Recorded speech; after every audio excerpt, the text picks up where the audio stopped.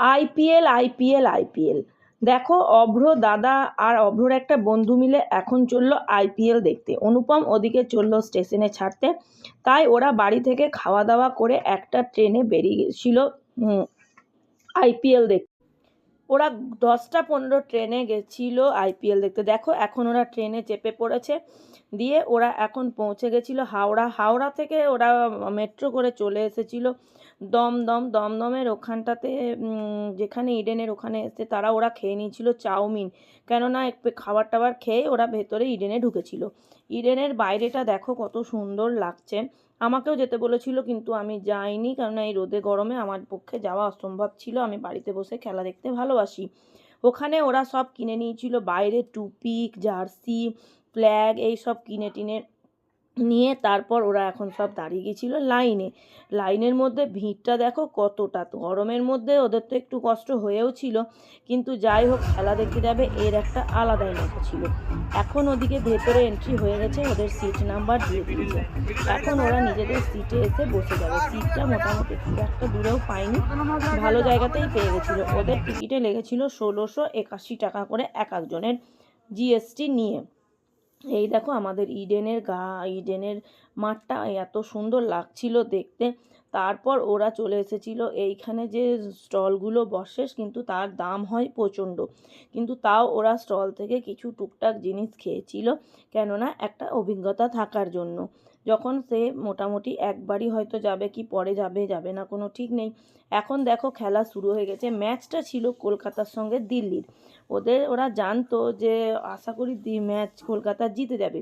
এবার খেলা দেখতে গিয়ে যদি হেরে যায় তাতেও ধরো মনটা একটু দুঃখ করে বাড়ি আসা, তার জন্য ওরা দিল্লির ম্যাচটাতে টিকিটটা করেছিল। আর আমরাও ভোপাল থেকে এসে 2-4 দিন পরেই কিন্তু এই ম্যাচটা ছিল, তার জন্য ওরা আরও কেটেছিল। আগের ম্যাচগুলোর টিকিট কিন্তু পায়নি। তো দেখো এখন জোরদার খেলা। প্রথমত ওদের 3টে 3:30 যে খেলাটা হয়, 3:30 নাগাদ ওরা পৌঁছে গেছিলো। ওরা 7টা থেকে যে খেলাটা হয় সেইটা কিন্তু ওরা দেখেছিল। তা এখন দেখো খেলা চলছে খুব জোর কদমে, সবাই খুব আনন্দ এখানে, খুবই মস্তিতেই ওরা খেলাটা দেখছিল। যাই হোক, অভ্র ছোটো থেকেই একটা আইপিএল দেখতে যাওয়ার নেশা ছিল। অনেক বছর ধরে এগুলো মানে টাইমে হচ্ছিল না। আমি যখন ব্যাঙ্গালোরে থাকতাম তখনও অনেকবার চেষ্টা করেছি, কিন্তু ছোট ছিল, পড়াশোনার চাপে যেতে পারতো না। এই বছর এইচএস পরীক্ষার পর এসেছে বলে খেলাটাও আরও দেখতে যেতে পেরেছে। দেখো খেলার মাঠে অভ্র বলছিল যে মা, বাড়ি থেকে যা হয় তার থেকে খেলার মাঠে আরও ভালো। এখানে দেখো লাইট শো শুরু হয়ে গেছিলো, এটাও নাকি দেখতে খুব সুন্দর ছিল, এটাতেও অনেক মজা লেগেছিল। সেগুলোই এসে আমাকে বাড়িতে সব শেয়ার করছিল। তাই আমি দেখলাম কেন তোমাদের মধ্যেও একটু ব্লগটা না শেয়ার করি, এত সুন্দর একটা ব্লগ, তার জন্য আমিও তোমাদের মধ্যে এইগুলো একটু শেয়ার করে নিলাম। তাই এর দেখো পরের আবার খেলা শুরু হয়ে গেছে, মধ্যে মাঝে লাইট শোগুলোও চলছিল। এগুলোও খুব দেখার জিনিস, আর আমাদের এখান থেকে অনেকেই দেখতে যায়। আর আমার দাদাও প্রথমবার গেল, কেননা দাদারও ব্যস্তার মানুষ, দাদারও ঠিকঠাক টাইম হয়ে ওঠে না। তাই অভ্র যখন বললো মামা তুইও আমার সঙ্গে চল, তাই দাদাকে আমিও পাঠিয়েছিলাম যে দাদা যাওয়া মানে আমার একটা যে না ঠিক আছে ছেলেটার সঙ্গে গেল দাদা। তাই দাদা আর অভ্র দুজনে গেছিলো, অনুপমও যায়নি, আমরাও আর বাড়ির কিন্তু কেউ যায়নি।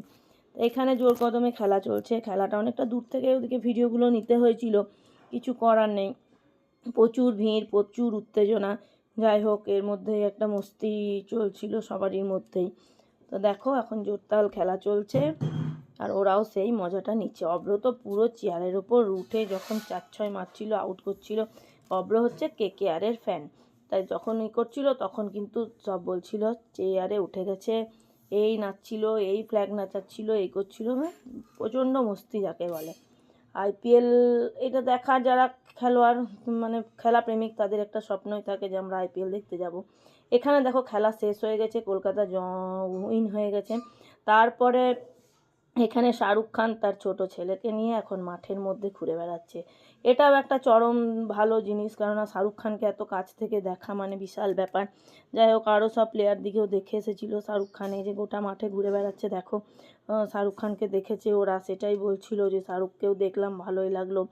তা পুরো খেলাটা যাই হোক পুরো এনজয় করেছে। তারপরে ওরা ইডেন থেকে বেরিয়ে গেছিলো, তারপর এসে বাইরে একটু খাওয়া দাওয়া করে নিয়েছিল রাতের বেলায়, বিরিয়ানি আর কেউ খেয়েছিল ফ্রাইড রাইস, চিলি চিকেন, এইসব খাওয়া দাওয়া করে হাওড়াতে যে স্টেশনে যে লঞ্চ বলে জায়গাটা আছে, যেখানে পার ঘন্টায় 250 টাকা করে নেয়, সেইখানে ওরা রাতটা ছিল। তারপর পরের দিন গণদেবতায় ওরা বাড়ি চলে এসেছিলো। এটা দেখো এখন খেলা শেষ হওয়ার পর, তারপরে এটা হচ্ছে এখন ওই লঞ্চে ওরা বসে আছে। পার ঘন্টা 50 টাকা করে নিয়েছিল, 5 ঘন্টা করে ওরা ছিল, তারপর পরের দিন বাড়ি চলে এসেছিলো। তো ব্লগটা কেমন লাগলো জানিও, দেখা হবে নেক্সট ব্লগে। চ্যানেলটা সাবস্ক্রাইব করো। বাই, টাটা, ভালো থেকো সবাই।